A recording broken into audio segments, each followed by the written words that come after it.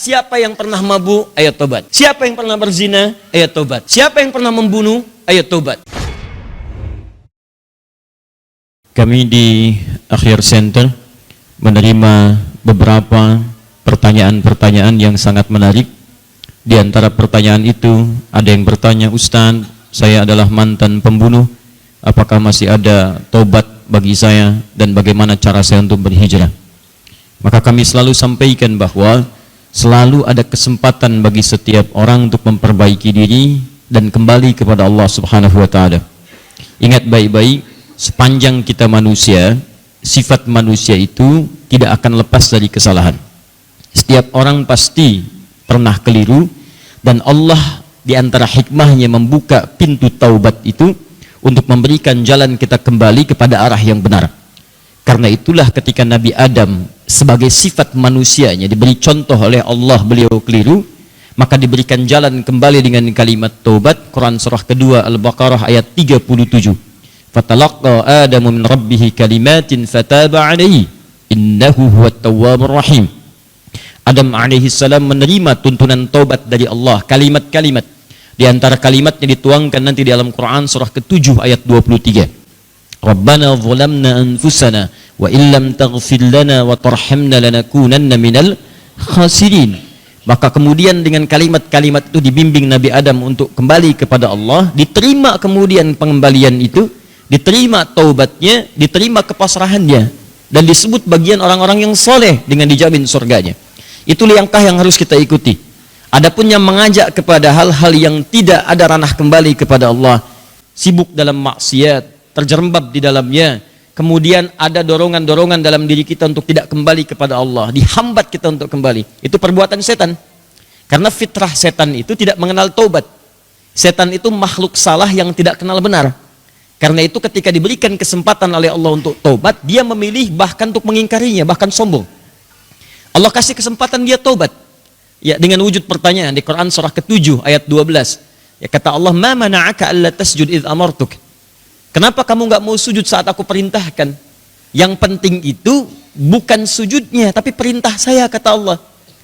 Kalau kamu nggak sujud pun kalau saya perintahkan, itu perintah saya. Semua hamba nggak sujud tidak akan mengurangi kekuasaan saya. Ini perintah, bukan karena sujudnya.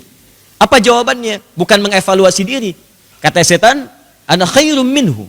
Ya, saya lebih baik daripada dia, daripada Adam. Khalaqtani min narin wa khalaqtahu min tin. Kau ciptakan saya dari api, kau ciptakan dia dari tanah. Tidak level. Yang tinggi harus hormat kepada yang lebih rendah. Nah, jadi perbedaan manusia dengan setan itu, kalau manusia pernah salah, maka dia bertobat. Kalau setan itu selalu salah, nggak mau tobat. Jadi kalau Anda pernah melakukan maksiat, entah ada yang membunuh, ada contoh. Bahkan pernah ada yang membunuh 100 orang. Kemudian dia bertobat, diterima taubatnya dan dijamin surga. Bahkan turun isyarat di Quran surah keempat ayat 100 itu. Ya, wa may yakhruj min baitihi muhajiran ila Allahi wa rasul, thumma yudrikuhul maut faqad waqa'a ajruhu 'ala Allah. Siapa yang pengen berubah, lebih baik lagi, ingin dekat dengan Allah, ingin kembali pada tuntunan Rasulullah, bahkan di pertengahan dia mau berubahnya, belum sempat terlihat baik sempurna, baru berusaha. Lalu ajal menjemputnya, wafat dia. Kata Allah, saya terima taubatnya, saya tetapkan surga untuknya. Faqad waqa'a ajruhu 'ala Allah. Itu tawaran dari Allah. Perniagaan yang sangat luar biasa. Kalau ada orang yang pernah membegal misalnya, sudah ada contoh. Ada Jundub bin Junadah bahkan, ya, yang kemudian memilih bertaubat, kembali kepada Allah, dan dia berdakwah dengan taubatnya sampai mengajak sekampung di kota Ghifar masuk Islam. Dan diabadikan untuk mengenang dengan nama tempat kotanya, Al-Ghifari. Dikenal dengan Abu Dzar Al-Ghifari. Itu berasal dari kota begal. Kenapa disebutkan kalimat Al-Ghifari? Ya, untuk memberi pesan pada orang setelahnya. Saya dulu pembegal, sekampung saya begal semua. Cuman Allah kasih kesempatan saya taubat, saya ajak sekampung taubat, mereka taubat. Terus kamu pembegal sekarang dan tidak mau bertobat, kamu siapa gitu? Jadi kalau orang dulu saja yang disebut jahiliyah mau taubat, kenapa Anda yang keluar dari jahiliyah nggak mau taubat? Kalau ada orang pernah berzina, ada contohnya. Bahkan turun ayat Quran surah 39 ayat 53. Itu diantara orang yang pernah berzina pengen taubat, turun rahmat Allah. Karena dia merasa susah nih diampuni nih. Setan merasapkan virus terlanjur basah. Udah maksiat gak mungkin diterima. Ternyata Allah turunkan yang beda. Rahmat Allah lebih luas dibandingkan dengan murkanya. Turun ayat. Kata Allah, "Qul li ibadiyalladzina asrafu ala anfusihim." Katakan Muhammad pada hamba-hambaku, masih di aku hamba teman-teman, masih di aku tuh. Dan kalimatnya disamakan dengan hamba yang soleh, disebut dengan ibad. Bukankah Allah ketika menyebut hamba yang soleh dengan kalimat ibad? Silahkan lihat Quran surah ke-25 di ayat 63. Wa ibadur rahmanil ladzina yamshuna 'alal ardi hauda. Hamba soleh disebut dengan ibad, ibad juga. Ketika ada orang bermaksiat ingin berubah taat dan bertobat disebut ibad juga.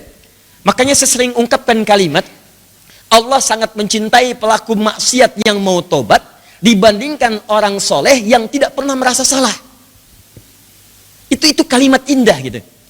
Dan itu kalimat cintanya turun di akhir ayat 222 Quran surah kedua ayat 222. Di ujung ayatnya Allah katakan innallaha yuhibbut tawwabin. Sungguh Allah mencintai orang-orang yang mau tobat. Tawwabin itu yang merasa salah, berulang kali salah, dia terus tobat, perbaiki lagi, perbaiki lagi, perbaiki lagi. Karena memang setiap hari ini bagian tubuh kita ini tidak lepas dari salah. Mata kita dalam sehari berapa kali melihat yang salah. Lisan berapa kali berkata yang tidak tepat. Mungkin mata tidak salah, lisan tidak keliru, tapi pikiran kita kadang berdosa. Berapa kali hari ini pikiran kita berpikiran yang tidak baik bagi orang lain? Silahkan dicek. Karena itu teman-teman sekalian, maka siapa yang pernah mabuk, ayo tobat. Siapa yang pernah berzina, ayo tobat. Siapa yang pernah membunuh, ayo tobat. Dan Allah memberi kesempatan luas untuk membentangkan surga bagi mereka. Dan sudah banyak contoh, termasuk periwayat-periwayat hadis Nabi SAW, yang dulunya punya riwayat yang kelam, tapi mereka berubah, memilih untuk mendapatkan masa depan yang lebih baik. Karena itu kalau ada pilihan untuk berbuat baik, kenapa mempertahankan keburukan? Itu poinnya. Dan bisa masuk surga. Karena itu saya seringkali memberikan saran, kalau belajar hadis, jangan langsung membahas isinya. Ini seringkali teman-teman kita ini membahas kematan. Salah memang tidak, cuman sayang ada inspirasi yang tidak bisa digali.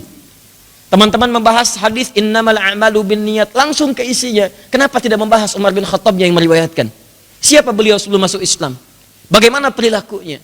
Dan bagaimana transformasi kehidupannya pasca masuk Islam? Dan dilihat mesti ada perubahan. Orang yang keras, jauh dari kebaikan, buruk perilakunya, masuk Islam berubah baik. Nah ini antum yang masuk Islam, sudah puluhan tahun Islam, sudah baik apa belum? Jadi kalau orang tadinya buruk masuk Islam jadi baik, berarti parameter keislaman itu harus berubah, seseorang lebih baik daripada sebelumnya. Pandangan lebih baik lagi, lisan lebih baik lagi, ya sampai dengan ke ujung kaki.